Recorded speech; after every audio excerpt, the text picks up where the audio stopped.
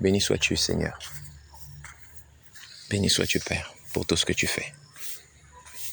Aujourd'hui encore, Père, tu me permets de pouvoir être compté parmi les vivants. Ce n'est pas parce que je suis la personne la plus extraordinaire, la plus merveilleuse. Père, ce n'est pas parce que je m'apprête en sorte à partager la parole de Dieu avec ceux qui m'écoutent que je suis déjà au paradis. Car je peux bien enseigner et pourtant me retrouver perdu à jamais. Cette journée que tu me donnes aujourd'hui est une occasion pour moi, Père, de mettre ma vie en ordre. Et autant que je le peux, avertir ceux qui écouteront cet audio à se mettre aussi en ordre. Alors ce que je te demande, Seigneur Dieu, c'est de bien vouloir, Père, me disposer à faire le travail de Dieu avec ordre. Sois avec moi, dirige-moi, et que, Seigneur Dieu, la parole que je m'apprête en sorte à partager puisse entrer dans le cœur de toutes les personnes en sorte qui écouteront. Mais au-dedans de moi, en sorte la paix. Conduis-moi, Seigneur, face à ce que chaque jour, que le souffle de vie que tu me donnes puisse être utilisé, Seigneur Dieu, à bon escient. Et que, Père, que je comprenne que la vie n'est pas, Seigneur, un acquis, car à n'importe quel moment, Père, tu peux me la retirer. Je demande à ce que, Seigneur, que toutes les personnes qui écouteront cet audio puissent être convaincues, Seigneur, de justice, de jugement et de péché, qu'ils soient convaincus qu'ils ont mal agi jusqu'à ce jour et qu'ils se doivent de mettre leur vie en ordre avant que, Père, que tu ne réclames leur âme. Beaucoup, Seigneur, tu sais, ne croient pas en ton existence parce qu'ils ne te voient pas. Mais Seigneur, toi qui es capable de toucher les cœurs, de convaincre, convainc les cœurs. Je te demande, oh Dieu, de bien vouloir m'aider, de bien vouloir me soutenir, d'ouvrir mon intelligence, de m'apprendre à marcher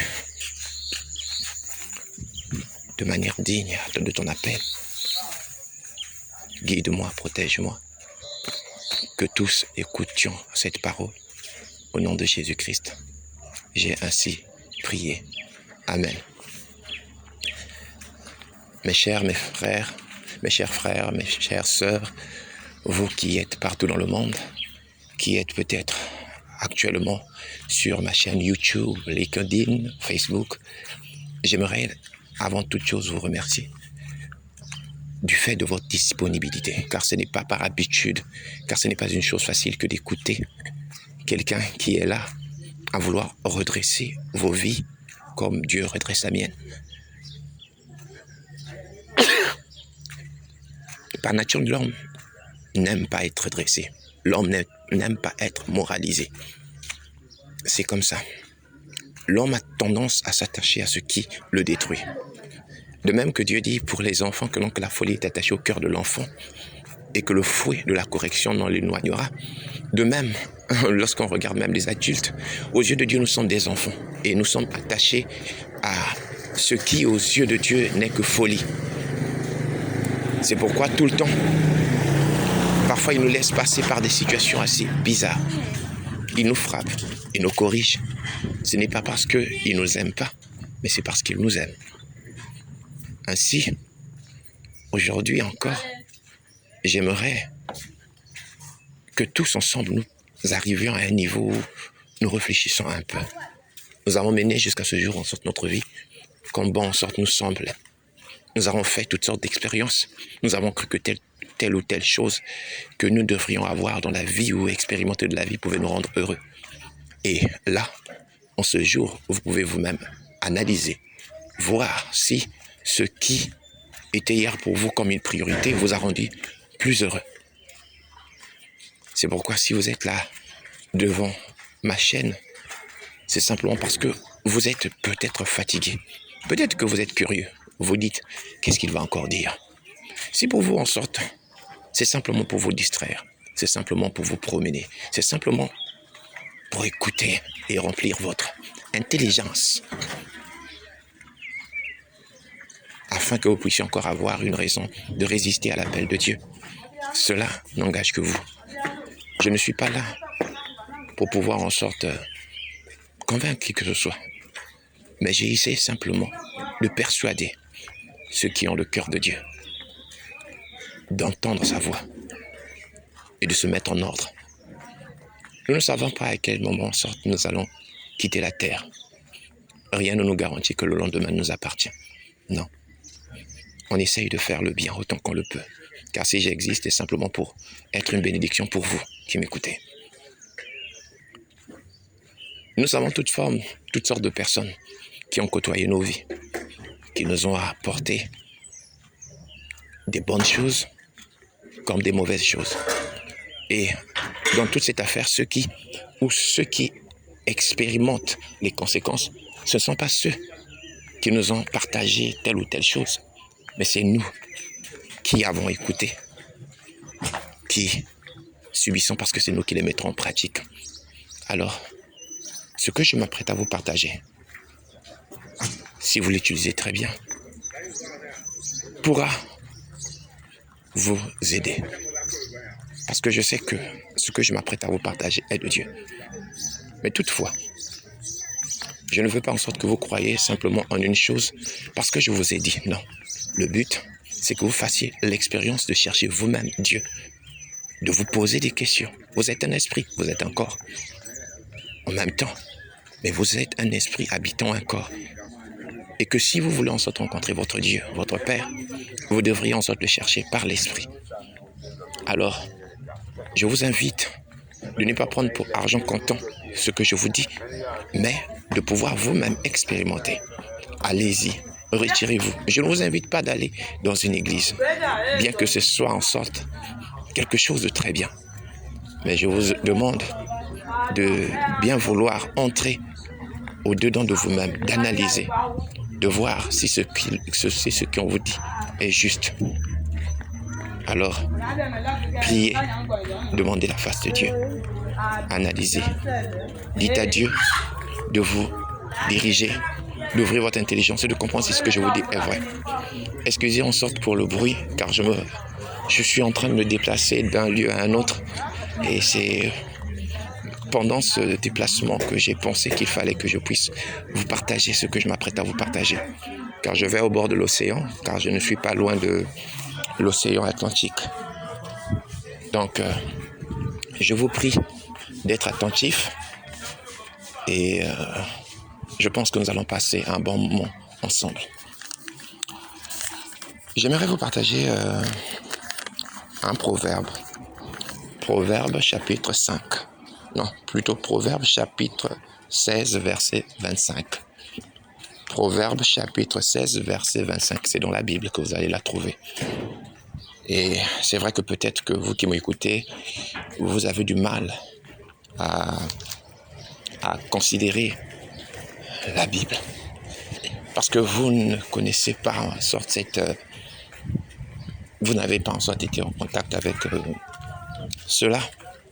Mais je vous assure que vous y trouverez toutes sortes de conseils, toutes sortes d'instructions qui vous seront bénéfiques.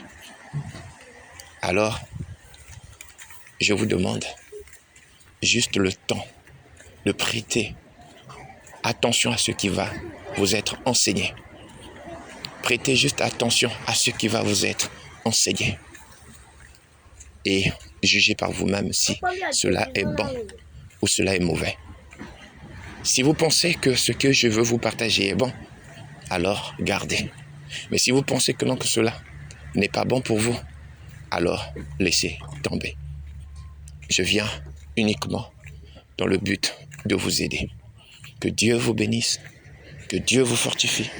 Au nom de Jésus-Christ, je m'apprête à vous partager. Allons maintenant au vif du sujet. J'aimerais que vous preniez votre Bible. Pour ceux qui en ont, bien sûr. Il est écrit dans Proverbe chapitre 16, verset 25. Proverbe chapitre 16, verset 25. Telle voie paraît droite à un homme, mais son issue, c'est la voie de la mort. Telle voie paraît droite à un homme, mais son issue, c'est la voie de la mort. Nous allons prendre aussi Proverbe chapitre 16, verset 2. Toutes les voies de l'homme sont pures à ses yeux, mais celui qui pèse les esprits, c'est l'Éternel. Toutes les voies de l'homme sont purs à ses yeux, mais celui qui pèse les esprits, c'est l'Éternel. L'homme, lorsqu'il vit sur la terre, il se dit que tout ce qu'il expérimente, tout ce qu'il vit, tout ce qu'il fait, ses choix, sont purs, sont justes. La personne qui vit une vie assez accélérée trouvera que le choix de vivre de cette manière est un bon choix. Aucun être humain sur la terre, à moins qu'il n'ait la conscience assez entraînée à la moralité, vous dira que non, que ce qu'il fait ou que ce qu'il prend comme décision sont mauvaises. Non. Peu importe ce que vous pourrez dire, peu importe ce que vous pourrez faire, une personne en sorte qui vit une vie assez bizarre ne trouvera pas que non que la vie qu'elle mène, elle est bizarre. Vous n'allez pas dire en sorte, vous n'allez pas dire à un alcoolique que la vie qu'elle mène est une mauvaise vie. Non. La vie qu'il mène plutôt est une mauvaise vie. Non. Pour lui, il est convaincu que le chemin qu'il est en train de prendre est un bon chemin. Vous allez dire plutôt à une prostituée que non, que la prostitution vous mène à la destruction. Pour la prostituée, c'est une bonne vie. Elle paraît droite à ses yeux. Une personne qui vole ce qui ne lui appartient pas, qui prend ce qui ne lui appartient pas, qui tue pour obtenir en sorte son pain, vous dira que non, que c'est la meilleure des vies. Elle paraîtra droite à ses propres yeux. Une personne qui sert Dieu avec négligence, qui un jour est à l'église, le jour d'après il est dans la boîte, trompe sa femme, fait toutes sortes de choses qui aux yeux des hommes pourraient paraître comme quelque chose de pas bien. À ses yeux, il trouve que c'est la véritable vie. Elle paraît droite. Une personne peut se permettre de créer un livre, raconter toutes sortes d'histoires à dormir debout. Peut-être un livre parlant énormément parlons par exemple que Dieu n'existe pas. Démontrons avec maestra, ou je ne sais pas si on dit maestra, maestro, bon, bref, avec maîtrise son sujet. Démonstration à l'appui. Acclamer des hommes. Pour cette personne, le chemin qu'elle choisit est un bon chemin. Elle ne réalisera pas qu'elle est en train de partir à sa propre perdition. Et si vous allez voir, certaines personnes se sont mises à accepter, à faire la promotion des choses qui normalement ne devaient pas être faites. Et ce sont des personnes qui ont préféré suivre un chemin qui pour eux, à l'instant ils le font, ils ne se disent pas que donc c'est quelque chose de mauvais. Non, ils sont convaincus. Ils sont vraiment convaincus que le chemin qu'ils prennent est bon. Certaines personnes font partie de certaines loges, franc-maçonnerie, Rose-Croix, je sais pas, le club de, bon, vous connaissez exactement toutes les loges qui peuvent exister sur la terre. Pour ces personnes qui se trouvent dans ces milieux, ils ne voient pas le danger, ils trouvent que c'est correct, c'est le véritable style de vie, c'est ce qu'il faut faire. Quand vous êtes milliardaire, vous devez faire partie de ce genre de milieu bizarre. Quand vous êtes milliardaire ou que vous avez atteint un niveau de connaissance, croire en Dieu est une aberration, une erreur, une bêtise. Ne dit-on pas que la religion est l'opium du peuple? Et pour celui qui a eu à dire cette bêtise-là, ce n'était pas qu'il était convaincu de mal agir. Non, pour lui, c'était le bon chemin. C'était la meilleure façon de voir les choses. C'était quelque chose de correct. Cette voie paraissait droite à ses yeux. Ce n'est pas que la personne se dise que je décide d'aller me détruire. Non, dans sa conscience, dans sa tête, c'est correct. quand on essaie un peu de regarder qu'il existe des couples où, bon, on va faire des partous, on va échanger sa femme avec un autre homme, dans la tête de ces personnes, c'est la chose à faire. C'est correct, ce chemin paraît droit.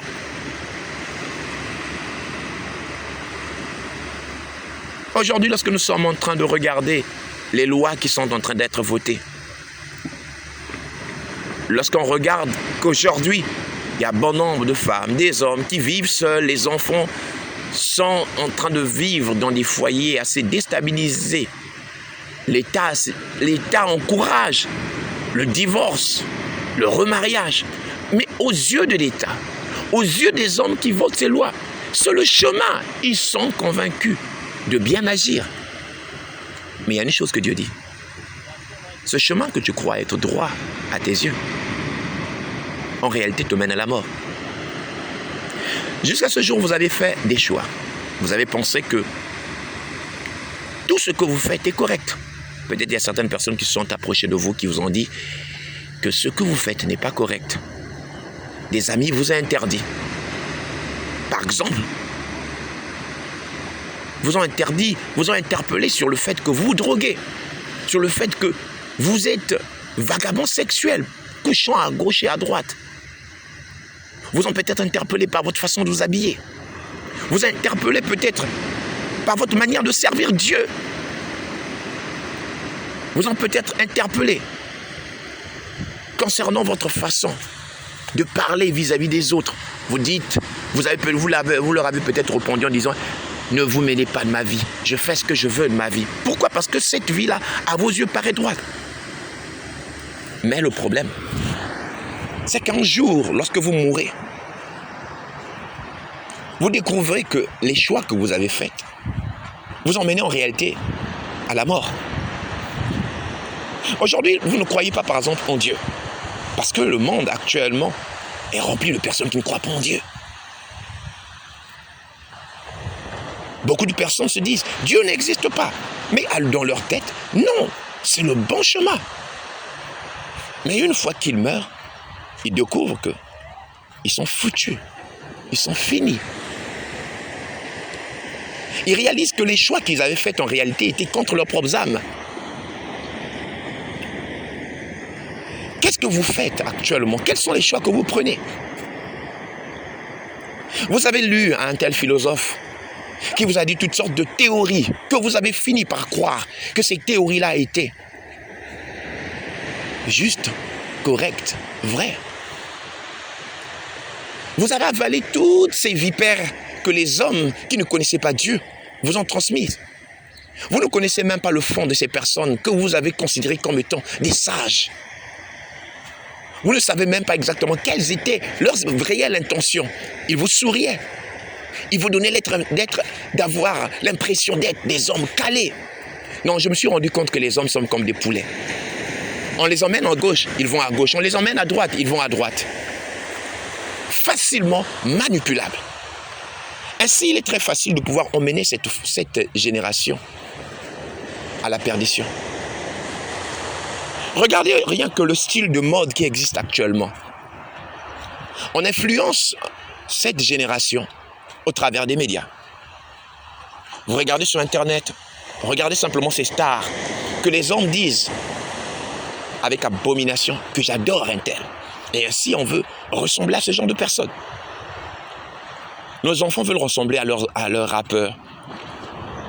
Le pantalon descendu, les fesses en l'air, le caleçon parfois sale, exposé. Tatouage comme c'est pas possible. Quand vous regardez, toujours mes frères ex-occidentaux. Tatouage, vous voyez un papa rempli de tatouages sur tout le corps. Alors que Dieu interdit cela. Mais pour la personne qui se tatoue, c'est correct. C'est pas un problème. C'est juste. C'est la vraie vie. Et certaines personnes se sont mis certains insignes, se sont mis des insignes dont ils ne comprenaient pas réellement le sens. Et vivent certaines situations, ils ne comprennent pas la source. Le corps de l'homme est le temple de Dieu. L'homme est fait pour abriter Dieu. Peut-être cela peut être assez bizarre que je vous dise les choses ainsi. Mais votre corps ne vous appartient pas. L'homme a été fait pour abriter l'homme. Car Dieu dit dans les Saintes Écritures, dans la Bible, le corps de l'homme est le temple de Dieu. Mais Satan travaille chaque jour à profaner ce temple. Ainsi, des hommes se tatouent. Ils font des insignes. Est-ce que vous savez que par un insigne, vous ouvrez vous-même des portes à des forces dont vous ignorez la puissance?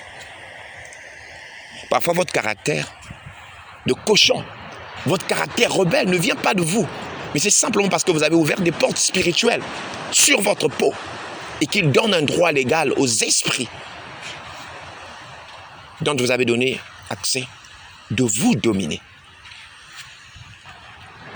Vous pleurez aujourd'hui, vous criez, vous ne comprenez pas pourquoi. Parfois certaines choses arrivent. On essaie de vous apporter une aide, vous refusez, vous vous éloignez encore plus loin. Vous savez s'il y a une chose dont je peux dire, je peux féliciter Lucifer, Satan, pour ce qu'il a réussi à faire jusqu'à ce jour. Déconnecter les hommes totalement de Dieu. Il a réussi à déconnecter les hommes de Dieu pour mieux les détruire. Ainsi, beaucoup de personnes, lorsqu'ils se retrouvent dans le stress, ils ne savent pas où, vers quel point d'ancrage s'ancrer. Ils ne savent plus. Et ce que l'ennemi leur propose, dans ces conditions, quand ils ne savent plus quoi faire, quand la vie paraît être pour eux quelque chose de mauvais, de se suicider. Les films que nous regardons montrent toujours que lorsque quelqu'un est au bord, quand une personne plutôt ne sait plus quoi faire, le film propose de se suicider. On vous montre quelqu'un avec un flingue, il se la met il le met plutôt sur la tempe et paf, il tire, ou il prend, il se pend, ou il se jette d'un immeuble. Et c'est quoi? C'est en réalité un message qui est envoyé auprès des hommes, que lorsque vous avez des problèmes, quand cela ne va pas, tirez-vous une balle sur la tête, vous allez aller vous reposer dans un lieu de repos, alors que c'est faux. Vous allez pour la perdition éternelle. Il n'appartient pas à l'homme de se tuer, de se donner la mort, car la vie est sacrée pour Dieu. L'homme est manipulable à un tel niveau, surtout en ce temps de la fin, que parfois cela étonne même le diable.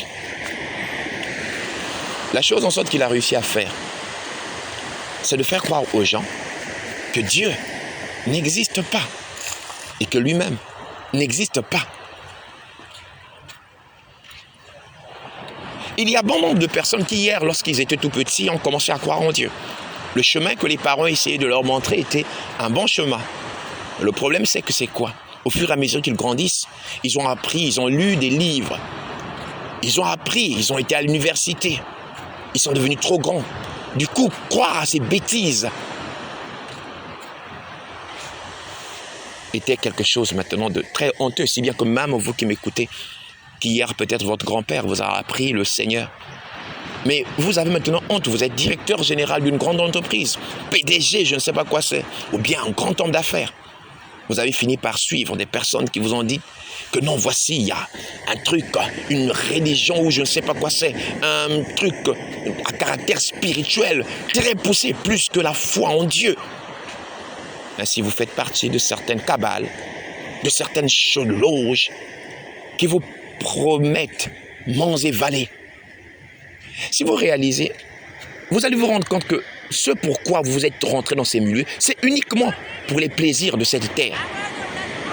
Si vous remarquez, vous allez vous rendre compte que tous vos choix n'ont été guidés que par le désir de posséder les choses de la terre. Et vous vous sentez grand pour des choses qui pourriront. Vous vous sentez grand pour des choses qui finiront par disparaître avec votre mort. Vous n'avez même pas tenu compte que les choix que vous faites, c'est contre votre propre âme. Votre âme crie au secours. Même pendant que vous dormez, vous voyez, il y a des rêves que vous faites, des visions que vous faites. Dieu interpelle tous les êtres humains, peu importe que vous croyez ou pas en Dieu. Il vous montre certaines choses, mais sauf que vous ne comprenez pas les explications. Vous n'arrivez pas à interpréter ce qu'il vous dit. Le chemin que vous prenez aujourd'hui, peut vous accorder certains plaisirs, parce que ce qui est vrai, c'est que pour mieux perdre l'humain, Satan peut vous donner ce dont vous désirez, ce à quoi vous aspirez. Mais en fin de compte, ça souffre, ça pleure. Il y a plusieurs rappeurs que j'ai vus, que nous avons considérés comme étant de grandes personnes, des grands musiciens, Michael Jackson, DMX, qu'on appelle en français DMX. Je me suis rendu compte que, non, que la plupart de ces stars, quand vous regardez leurs clips, envoient des messages subliminaux. Ils vous font comprendre que, en réalité, ce après quoi ils couraient n'était pas en réalité le véritable bonheur. Au départ, ils croyaient que les choix qu'ils faisaient étaient des bons choix. Mais ce n'est qu'après, lorsqu'ils sont en plein dedans, une fois qu'ils ont fait des pactes, des alliances, ou qu'ils ont fait partie de ces sectes bizarres qui pullulent sur la terre, ils se sont rendus compte d'une chose, que, mais en fait, on courait après quoi? Ils réalisent qu'en fin de compte, que ce après quoi ils couraient les mène à la mort.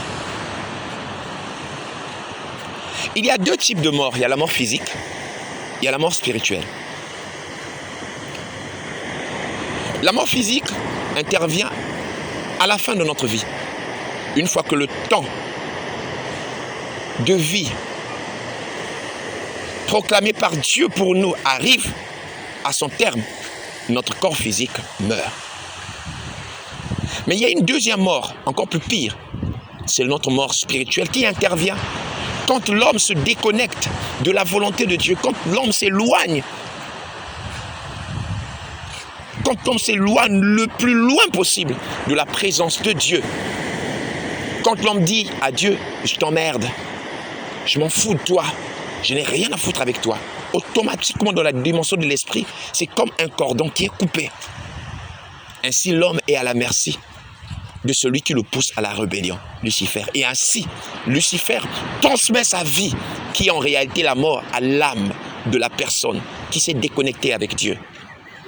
L'homme n'est pas fait pour vivre seul, vivre libre.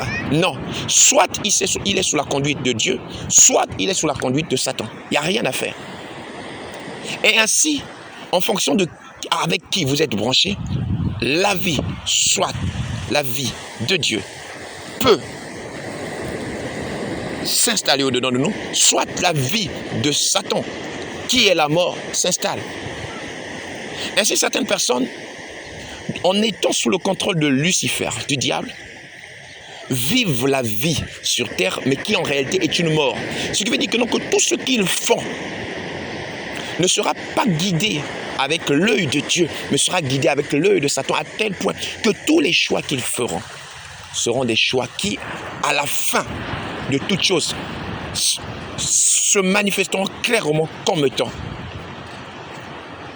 une malédiction. Vous choisirez en sorte une femme pas selon l'œil de Dieu. Vous choisirez une femme selon sa forme physique, pour finalement vous plaindre après. Vous choisirez en sorte votre job, pas avec Dieu, mais par rapport au salaire, ignorant qu'en réalité que ce gros salaire qui vous sera proposé sera au prix de votre vie. On vous demandera de rentrer dans les loges. Votre église, ah oui, même en étant déconnecté avec Dieu, il peut vous arriver que vous partez chercher Dieu, mais pas Dieu réellement. Vous allez en sorte entrer dans une église où ce n'est pas Dieu qui est enseigné, mais c'est Satan qui est déguisé, qui se fait passer pour Dieu, que vous allez adorer. Ainsi, les gens font partie de certaines églises, de certains lieux de culte où Dieu ne s'y trouve pas. Parce que vous êtes déconnecté de la vraie source qui pourrait vous montrer en réalité l'esprit qui règne dans ces lieux de culte. Vous pouvez être là à l'église, vous êtes en train de prier, vous croyez être en train de partir pour le paradis, mais alors que non, vous êtes en train d'être formé pour aller en enfer. Satan a des églises. Satan a des églises. Satan est capable de vous enseigner plus que personne, avec une telle aura, avec une telle, je ne sais pas comment vous expliquer ça, avec une telle sagesse, à tel point que vous allez vous dire, ça c'est Dieu. Il est capable de faire des miracles extraordinaires. Mais dans votre tête, vous vous dites, je vais à l'église, j'aurai mon chemin pour le paradis. Mais alors que c'est l'enfer. Parce que combien des églises aujourd'hui, ou combien de mosquées, je ne suis pas musulman, ont en leur sein des personnes qui y vont pour y prier, mais qui en réalité n'ont absolument aucune connexion avec Dieu. Des frères et des sœurs se trouvent dans les églises, ils couchent les uns avec les autres, ils se haïssent, ils se font la guerre, ils se choisissent des pasteurs non selon l'esprit mais selon la chair. On jalouse les dons des uns et des autres, sans pour autant se rendre compte que, en réalité, toutes ces pratiques-là sont des pratiques qui emmènent les gens à la mort.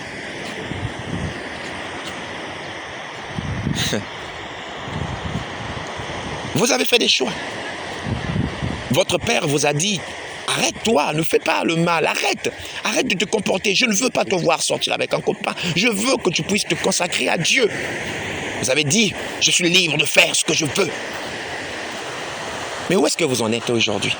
Si je vous posais la question, combien de copains avez-vous changé? Combien de maris avez-vous changé? Vous dites que non, que finalement, je ne comprends pas, je ne suis pas heureuse, qu'est-ce qui se passe? Les hommes me fuient, les femmes me fuient, je ne comprends pas, je ne comprends pas, je ne comprends pas. Mais non, mais vous ne vous posez pas la bonne question. Quelle a été votre attitude? Comment vous êtes comporté vis-à-vis de votre père, de votre mère? Ou de toutes les personnes qui ont essayé de vous ramener? Vous êtes aujourd'hui un accro à la drogue, accro au sexe, accro à toutes sortes de choses bizarres qui vous détruisent pourtant. Et vous avez du mal en sorte à vous en débarrasser. Vous regardez simplement votre propre destruction. Votre âme réalise que vous êtes en train de vous détruire. Et vous commencez à analyser, si j'avais écouté un tel lorsqu'il me disait de m'arrêter pendant que j'étais encore au tout début. Aujourd'hui, votre vie paraît... Et aujourd'hui, votre vie aujourd'hui est en train de connaître des situations bizarres. Vous avez écouté un ami qui vous a dit que vous devriez avoir un bureau, 2 bureaux pour dire que non, qu'une femme à l'extérieur, en plus de la femme que vous avez épousée, que vous avez promis manger valet, que vous avez promis même la lune, promettant d'être avec elle ou avec lui durant toute votre vie. Vous avez écouté cette voix. Et au départ, lorsque vous avez écouté cette voix, elle paraissait être mielleuse. Elle était belle à entendre. Vous avez fait quoi? Vous avez avalé cela. Et vous avez fait quoi? Vous avez marché d'après cette voix. Et aujourd'hui, vous êtes en train de manger le résultat de ces choix. Qui a détruit votre vie? Votre ami. Celui que vous appelez comme ami. Vous avez divorcé de votre femme, mais qui a pris votre femme? C'est celui que vous avez considéré comme votre ami. Vous savez, nous-mêmes, nous sommes les artisans de notre propre destruction. Vous avez cru que le chemin que vous avez pris hier était le bon chemin. Et qu'aujourd'hui, vous réalisez, mais au lieu de réaliser complètement et changer l'attitude, vous persévérez dans la bêtise. La mort se manifeste dans tous vos choix. Tout ce que vous faites ne réussit pas plutôt. Tout ce que vous faites ne réussit pas. Pourquoi? Parce que la mort accompagne tout ce que vous faites. Tous vos choix seront faussés. La mort agit dans votre vie. Quand certaines choses parfois ne marchent pas dans votre vie, c'est pour vous dire que la mort est en train d'agir, à moins que Dieu vous fasse passer par des épreuves afin de vous faire grandir spirituellement. Car il peut arriver que vous faites des bons choix, mais que tout ne marche pas bien. Non, parfois cela peut être une épreuve de Dieu. Mais pour en être sûr, approchez-vous de Dieu, jeûnez, cherchez sa face et lui vous révélera exactement dans quelle étape de votre vie vous vous trouvez. Mais dans la majeure partie des cas, c'est un signe que vous êtes en train de partir. Vous êtes en train de marcher dans la mort. Vous manquez de paix. Pourquoi vous manquez de paix? C'est pour dire que vous n'êtes pas dans la vie. Votre âme vous signale que ça ne va pas. Vous manquez de paix parce que votre âme vous dit au secours, mais vous n'écoutez pas. Vous persévérez dans votre choix. Votre conscience est comme un gardien qui vous dit que c'est pas bien. Votre conscience vous dit que vous êtes mal habillé, vous parlez mal, vous vous comportez mal vis-à-vis de votre femme, de votre mari, de vos enfants, de votre collègue de travail. Que ce lieu de culte que vous fréquentez, ce n'est pas un bon lieu de culte, que c'est ce groupe de personnes que vous fréquentez ne sont pas les bonnes personnes que vous devriez avoir pour amis, ou que ce groupe bizarre, groupuscule que vous appelez loge, vous détruisent. Votre conscience vous dit, vous attire, mais vous n'écoutez pas.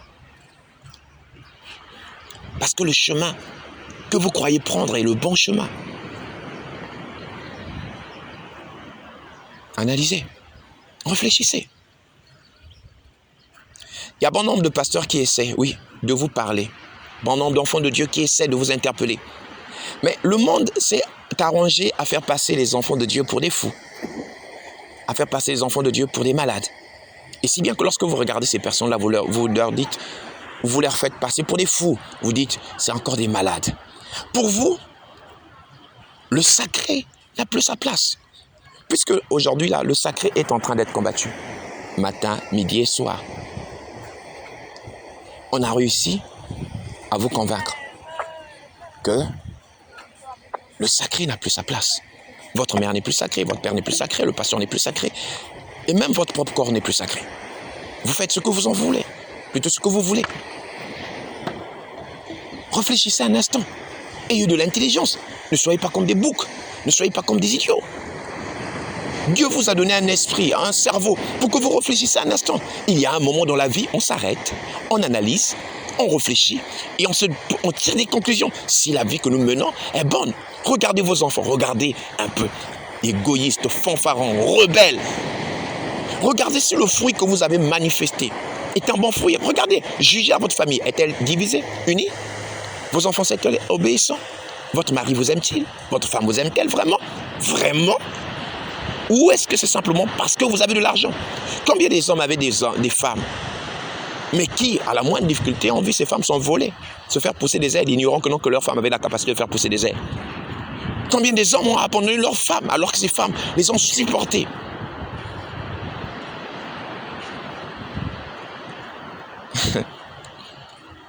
Je vois beaucoup de femmes souffrir, pleurer, disant que non, que j'ai été avec cet homme, je me suis opposé avec à mes parents pour cet homme, je l'ai soutenu, mais une fois qu'il a eu un bon boulot, une fois qu'il a décollé dans les affaires, il m'a abandonné, disant que je n'étais plus celle qu'il lui fallait, préférant aller prendre une femme plus jeune que moi, plus belle que moi.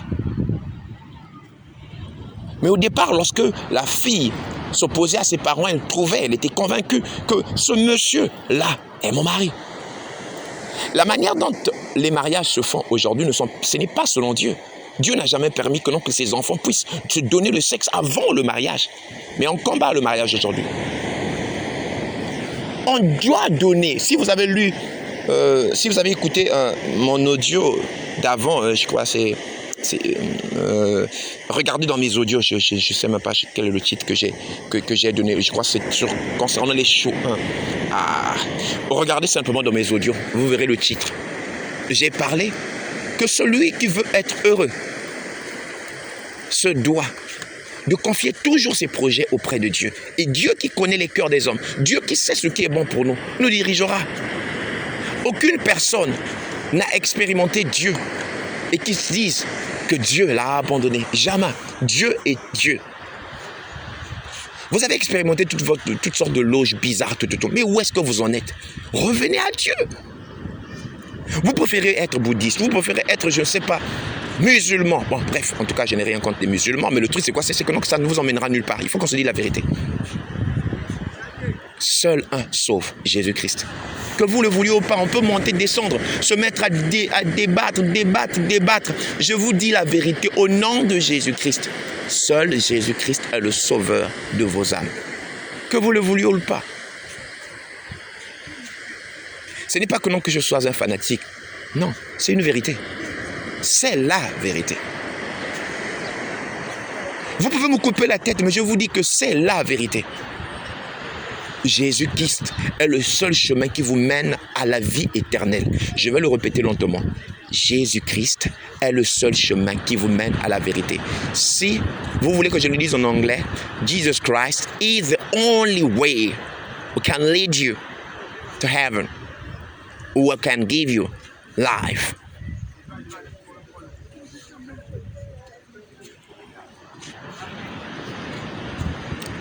Notre Père veut sauver ses enfants. Vous avez fait sûrement des choix mauvais. Il n'est pas encore trop tard. Revenez à lui. Recommencez. Faites table rase de votre vie. Agenouillez-vous. Appelez votre Père. Seigneur, j'ai fait des mauvais choix. Et je sais que intérieurement, que ces choix m'emmènent à la destruction. Et ce que je te demande, c'est de me ramener sur le chemin que tu avais programmé pour moi, car je me suis tellement éloigné. Alors je veux, Père, revenir à toi et me laisser guider par toi. Par ma propre force ou par mes propres forces, je n'y arriverai pas. Mais avec tes forces, j'y arriverai. J'ai entendu toutes sortes de théories. Mais ce que je te demande, Père, c'est de m'aider à me débarrasser de toutes ces théories qui n'avaient ni tête ni queue. Et je réalise qu'aujourd'hui, que je me suis éloigné et que les conséquences se font voir là présentement. Alors je te demande de pouvoir m'aider. Aide-moi. Agenouillez-vous. Laissez votre affaire d'homme d'affaires. Vous n'êtes rien du tout. Homme d'affaires, je ne sais pas quoi. Vous n'êtes rien du tout devant Dieu. Agenouillez-vous. Prosternez-vous. C'est Dieu qui vous a donné tout ce que vous avez. Abaissez-vous devant votre Dieu. Humiliez-vous devant lui. Et acceptez son leadership. Il vous aidera. Rapprochez-vous des hommes de Dieu, les vrais, qui pourront vous aider. Qui pourront en sorte vous aider à vous relever. Ayez votre Bible. Priez, lisez-la. Je vous conseille de prendre en sorte les vieilles Bibles. Louis II 1910 ou la version King James de 1800, je ne sais pas quoi c'est là.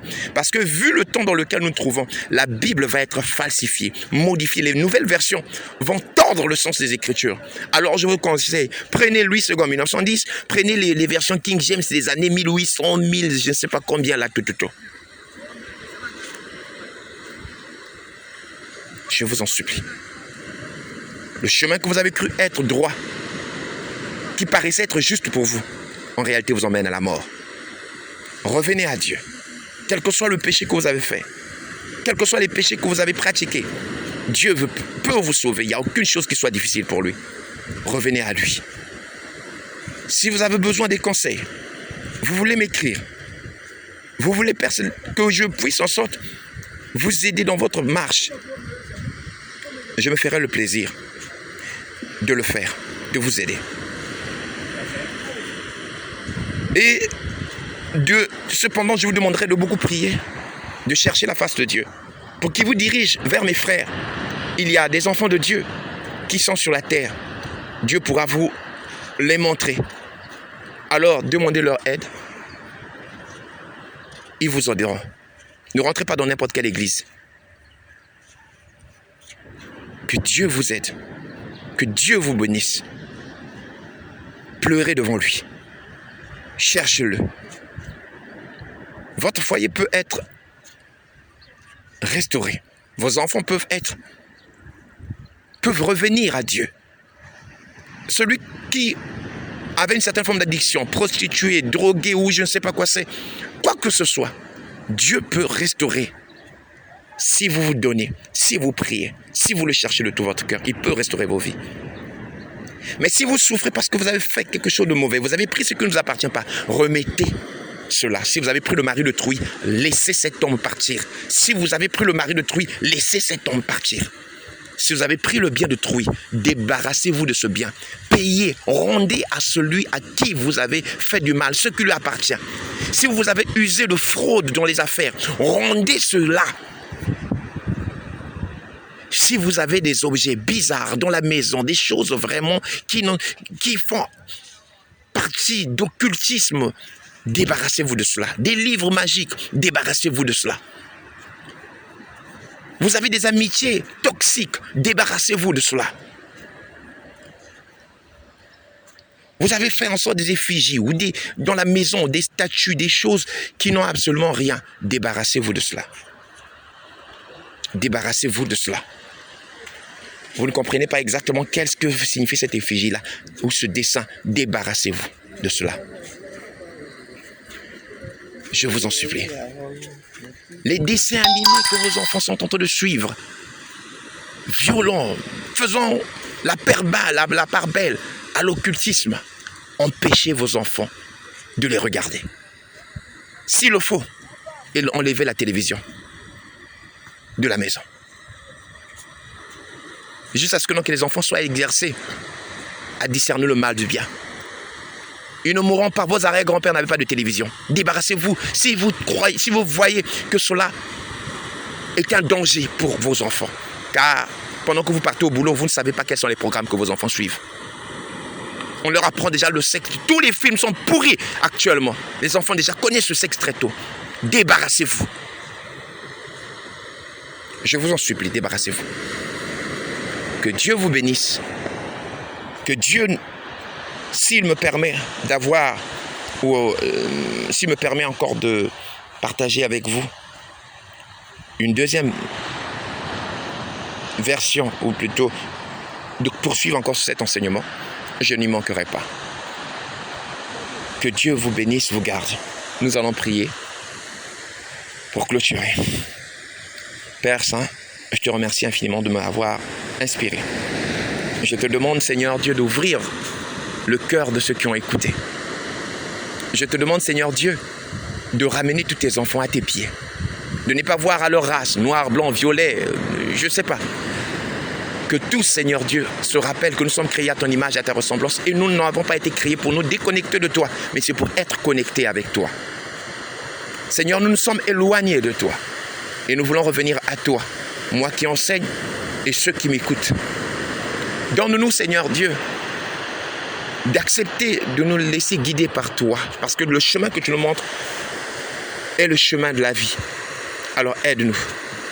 Délivre-nous, Seigneur Dieu, des griffes de l'ennemi qui nous a plongés dans des endroits qu'il ne fallait pas.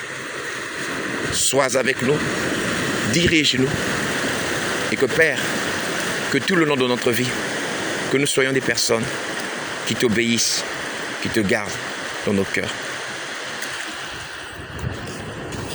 Change-nous, Père. Touche nos cœurs. Et que la gloire de Jésus-Christ se manifeste dans nos vies. Amen. Que la paix de Dieu qui surpasse toutes choses garde vos cœurs en Jésus-Christ. Je vous souhaite d'être en compagnie de notre Seigneur. À prochainement. Bye.